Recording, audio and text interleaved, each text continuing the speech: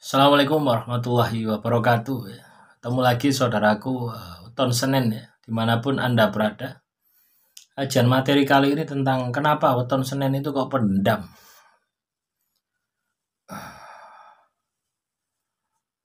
Kalau Anda itu pendendam, itu menunjukkan bahwasanya mata batin Anda itu tertutup. Kenapa kok bisa seperti itu? Iya, Anda tidak tahu gitu loh ya. Maksud dibalik masalah yang ditimbulkan oleh orang yang Anda benci itu loh. Tidak tahu. Kebanyakan Anda hanya sebatas masalah yang ditimbulkan. Misalkan Anda ini difitnah. Mungkin Anda hanya berpatok di situ. Padahal ketika Anda telusuri, masalahnya, inti dari masalah itu tidak hanya di situnya. Masih banyak masalah ke depan yang jauh lebih besar. Jadi kalau teman-teman weton Senin ini masih dendam, masih emosi, itu menunjukkan mata batinnya itu tidak bersih atau tertutup. Ya, Anda hanya mampu melihat secara pikiran saja. Pikiran Anda melihat, ya wes, Anda simpulkan, masuk ke dalam perasaan Anda ketika itu kaitannya dengan perasaan. Ya.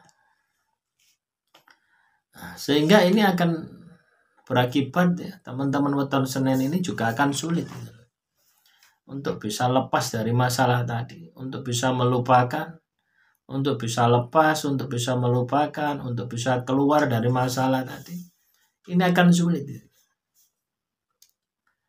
Ya. Yang Anda harus lakukan apa? Ya lepaskan dendam tadi.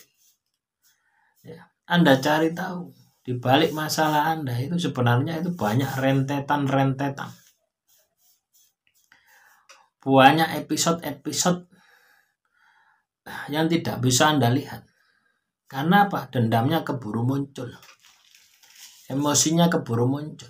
Coba ketika teman-teman weton Senin, ketika masalah itu muncul pertama kali, Anda tenang.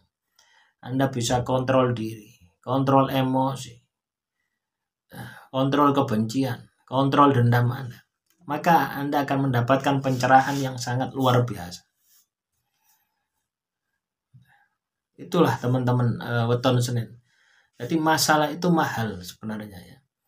Jadi masalah yang Anda hadapi itu adalah ilmu mahal yang diberikan oleh alam semesta gitu.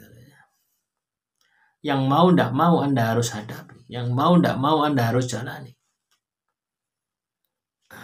Tapi kalau Anda terikat dengan dendam, terikat dengan kebencian terhadap penyebab masalah tadi, akhirnya mata batin Anda tertutup, tidak ketemu dengan inti masalah tadi. Padahal ya, orang tersebut ya, melakukan kejahatan terhadap Anda tanpa seizin Tuhan, ya tidak akan bisa terjadi. Artinya Tuhan mengizinkan masalah itu ya, terjadi kepada diri Anda. Nah, disitulah pesan yang Anda harus baca, pesan yang Anda harus terima. Nah, Anda bisa memaknai atau menangkap pesan ini ketika Anda ini bisa kontrol diri, kontrol emosi, ya, dan tetap tenang. Nah, ilmu-ilmu semacam ini ya, harus dipraktekkan. Ya. Tidak bisa hanya sekedar Anda melihat materi saya gitu ya. Tidak, ini harus dipraktekkan, harus diuji coba gitu ya. Supaya Anda benar-benar paham ya, terhadap masalah yang menimbulkan, yang menimpa Anda ini loh, supaya Anda paham. Ya, dan supaya Anda itu bisa menghilangkan sifat dendam Anda. Nah, ketika Anda bisa melihat dari sisi positif, maka dendam itu akan hilang. Toh yang melakukan ini karena izin Tuhan. Logikanya seperti itu ya. Yang melakukan ini karena izin Tuhan. Orang itu juga sebagai pelaksana saja gitu ya. Ibarat Anda punya perusahaan ya, ada perusahaan gitu ya. Seorang HRD ya, memecat karyawan ya, sama ya. Saya dulu pernah jadi HRD, teman-teman. HRD personalia legal. Ketika saya pecat karyawan, ya, itu bukan serta-merta saya tidak menghendaki karyawan itu, bukan. Tapi karena pimpinan sudah tidak menghendaki, atau manajer area, atau pimpinannya masing-masing itu tidak menghendaki, Pak, saya tidak menghendaki si A ini. Ya, kesalahan-kesalahan ini, coba keluarkan. Ya, saya sebagai HRD yang memiliki tugas dan tanggung jawab itu, ya saya keluarkan. Walaupun menurut sudut pandang saya pribadi, ya, belum tentu keputusan itu benar. Tapi untuk menjaga, ya, siklus, ya, bisnis, core bisnisnya, perputaran ini, maka mau tidak mau harus saya eksekusi. Ya, begitu pula ketika Anda menjalani masalah, mengalami masalah. Ya.